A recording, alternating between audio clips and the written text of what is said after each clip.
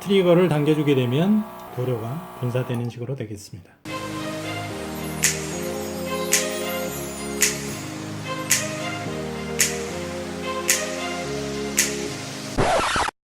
안녕하세요, 애니띵 노하우입니다. 이번 시간에는 BTS 전국에 도색 작업을 하기 위해서 기본적으로 필요한 재료들을 살펴보도록 하겠습니다. 이제 이 재료들을 준비를 하는 데 있어서 일단 가장 생각을 하셔야 될 거는 어느 정도까지 돈을 들여서 재료들을 준비를 할 거냐를 결정을 하셔야 될 것 같습니다. 그래서 저 같은 경우에는 뭐 이렇게 큰 돈 들이지 않고 그냥 뭐 재미난 취미생활 정도로 하려고 생각을 하고 있었기 때문에 대단한 장비라던가 아니면 뭐 엄청나게 많이 준비한다거나 뭐 이렇게 하지 않고요. 그냥 일반적인 도색 정도, 지난번에 보여드렸듯이 이렇게 단순한 칼라 작업 정도, 기본 프라이머 칠, 그 다음에 그 위에 1차 도색, 그리고 이제 드라이 브러쉬 정도, 뭐 이런 정도까지 하는 걸로 범위를 결정을 했습니다. 이제 여기에서 한 단계 더 나아가게 되면 이제 각종 칼라를 사용을 해서 눈이나 뭐 각종 이제 뭐 투구나 예를 들어서 그런 것들을 분할해서 이제 색깔을 칠해주려면 여러 가지 이제 도색 재료들이 필요한데요. 일단 저는 칼라의 수를 줄이고 단순화한 작업 정도까지 하는 걸로 생각을 했습니다. 대신에 이제 이런 도색 작업을 하는 데 있어서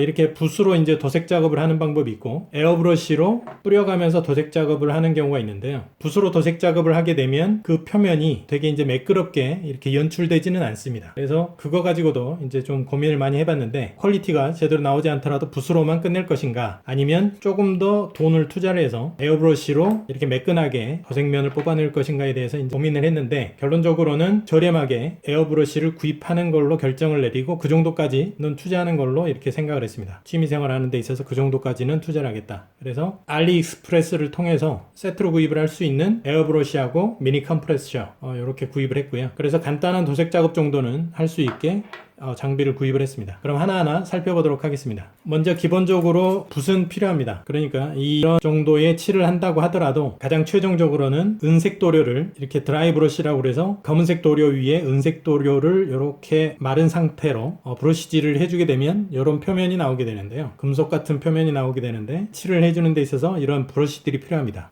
이렇게 이제 세필붓이라고 해서 세밀하게 작업을 할 수 있는 정도까지는 구입을 해놨습니다. 그리고 이제 이거는 집게들인데요. 집게는 이런 피규어를 이제 도색을 하는데 손으로 이렇게 잡고 뭐 칠을 해줄 수도 있지만 손으로 잡은 부분이 칠을 하는 데서 좀 불편할 수 있기 때문에 집게를 물어서 이렇게 도색 칠을 해주게 되면 깨끗하게 도색 작업을 해줄 수가 있습니다. 그래서 이런 집게가 필요하고요. 그리고 방금 전에 말씀드렸듯이 에어브러쉬입니다. 컴프레셔가 되겠고요.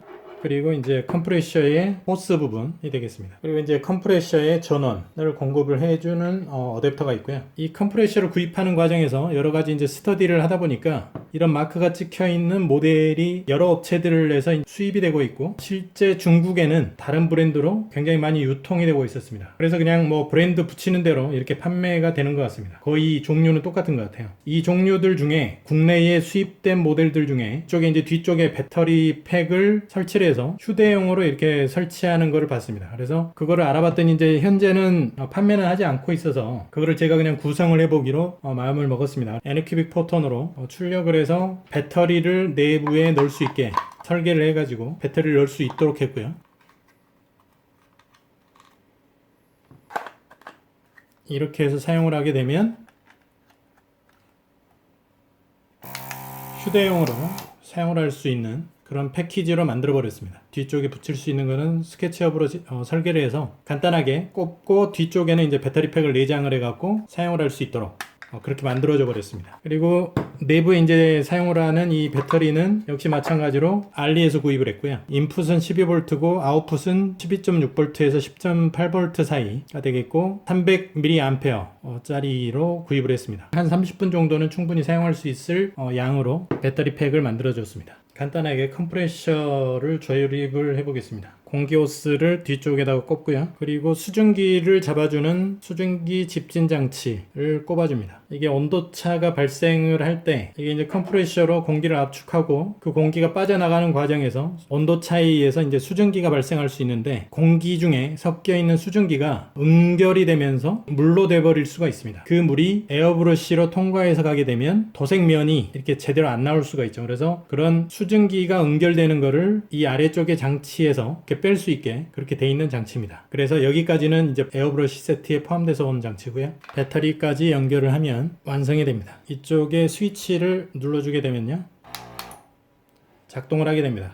그래서 여기에 도료를 놓고 트리거를 당겨주게 되면 도료가 분사되는 그런 식으로 되게 되겠습니다. 도료가 분사되는 식으로 되겠습니다. 도료는 서페이서, 그때 설명드렸듯이 서페이서로 칠을 해주게 되면 각각 이제 서포트가 이렇게 붙어 있었던 자국들이 선명하게 드러나게 됩니다. 그래서 오브젝트 같은 경우에는 서페이스를 칠을 한 다음에 튀어나와 있는 부분을, 그러니까 물 사포질까지 다시 해준 상태입니다. 저는 이제 이 상태에서 다시 서페이스를 한 번 더 올리고 드라이 브러쉬로 흰색 도료로 섞고 느낌이 나도록 이렇게 이제 칠을 하고 끝낼 예정인데요. 오브젝트를 먼저 기본적으로 물 사포질을 해주고 그 다음에 서페이서를 칠을 해주고 다 마른 다음에 서페이서 밖으로 이렇게 이제 튀어나온 부분들을 다시 물 사포질을 해주는 데까지 해놓은 상태입니다. 그래서 이 서페이서를 도색을 해주게 되면 오브젝트가 이런 느낌이 되게 됩니다. 이 서페이서는 이 자체만 가지고 사용을 할 수는 없고요. 이렇게 이제 신너가 필요합니다.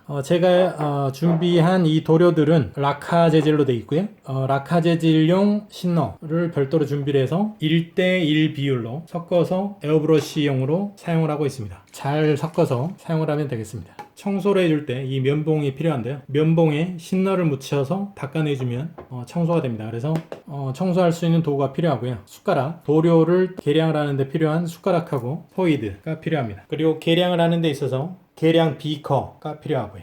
도료를 붓질을 해줄 때 필요한 도색 접시가 필요합니다. 역시 마찬가지로 도료를 붓고 라카를 부어서 섞어준 다음에 사용을 하는 그런 도료 접시가 필요합니다. 그리고 무엇보다도 도색을 하기 위해서는 이런 안전장치는 반드시 필요합니다. 눈을 보호해주는 보안경하고요. 그리고 이 마스크, 집진 마스크는 반드시 필요하니까 이런 데에는 돈을 아끼지 마시고 다른 거는 준비를 못하더라도 이런 안전장비는 반드시 준비를 하셔가지고 사용을 하셨으면 좋겠습니다. 에어브러쉬를 사용을 하기 위해서 이제 가장 필요한 장치를 살펴보겠습니다. 스프레이 부스입니다. 비틀복에서 나온 스프레이 부스인데요. 이 스프레이 부스를 구입을 하지 않고 옥상에서 이제 에어스프레이를 사용을 해봤는데요. 바람이 불어서 도저히 도색 작업을 할 수가 없었습니다. 밖에서 하면 되겠지라고 이제 생각을 하고 사용을 해봤는데 도저히 작업을 하기가 어렵더라고요. 그래서 어쩔 수 없이 내부에서 실내에서 작업을 하는 걸로 생각을 했고요. 실내에서 작업을 하려면 반드시 이제 바깥으로 에어브러쉬에서 분사되는 도료가 다른 데로 퍼지지 않게 바깥쪽으로 바로 빼줄 수 있는 이런 스프레이 부스가 필요합니다. 그래서 이제 이 스프레이 부스도 종류가 아주 다양하게 많은데 저는 그냥 간단하게 이렇게 접었다 폈다 할 수 있는 휴대용으로 준비를 했습니다.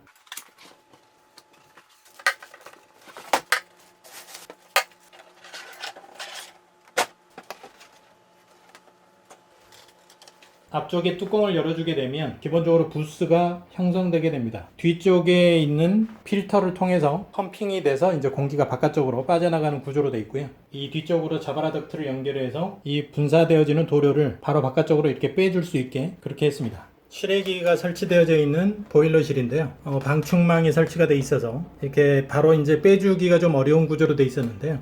방충망에 꼽을 수 있게 이렇게 좀 설계를 해줬습니다. 그래서 덕트를 꼽아서 간단하게 도색 작업을 할 때만 사용을 할 수 있게 이렇게 해줬고요.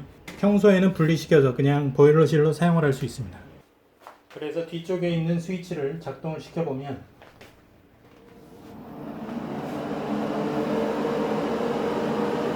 뒤쪽에 스위치를 작동을 시키면 이렇게 불이 들어오고요. 불이 들어오고 여기에 공기가 바로 밖으로 배출이 됩니다. 그리고 이 뒤편에 있는 필터는 이렇게 별도로 구입을 해서 자주 바꿔주는 게 좋습니다. 이번 시간에는 도색을 할 수 있는 장비들을 살펴봤고요. 다음 시간에는 이 스프레이 부스로 BTS 전국의 프라이머를 입혀보도록 하겠습니다.